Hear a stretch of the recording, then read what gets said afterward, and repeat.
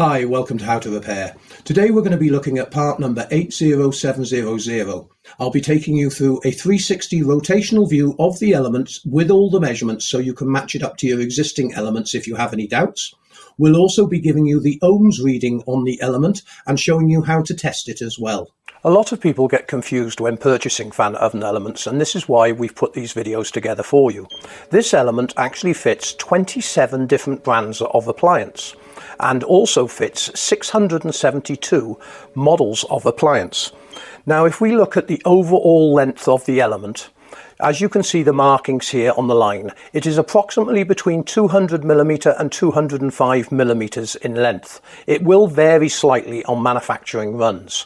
The internal diameter of the element is 190mm. This is so it clears the fan blade. Now, there are 3 mounting points on this element, 1 at the bottom and 2 on the element plate itself. Now, the hole centers for the element plate are 55mm centers. The length of the plate is 70mm. The width of the plate is 22mm. The terminal lengths coming off the plate to the actual top of the terminal connection are approximately 50mm, and the terminal centers are 25mm.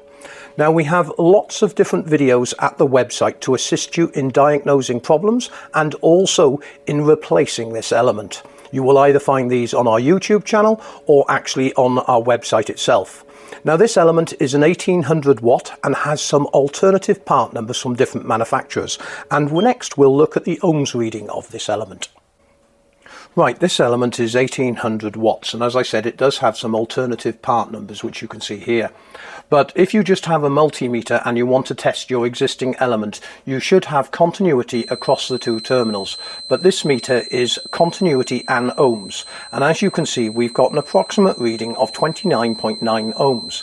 Now, using the Ohm's law calculator, you would be able to use that to work out the wattage. But 29.9 ohms relates to 1800 watts set at 230 volts. Now, if you have a fault with the insulation on the element, you would need to use a separate meter, which is called an insulation tester, or sometimes known as a mega. Elements only become faulty for 2 reasons. The first reason is an element may have earth leakage, meaning that you are tripping the RCD supply in the house when you turn the cooker on. The second reason is an element may go open circuit, meaning it's no longer able to produce heat.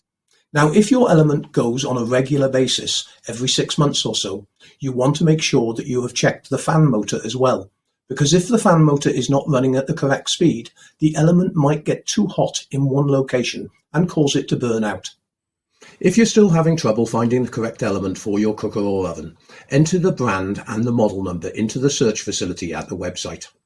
If that doesn't work, go to the Contact Us page at the website, fill out your brand, model and serial number, and the type of part you're looking for or the fault you have that you need assistance with. Thanks very much indeed for watching this video. I hope you found it helpful.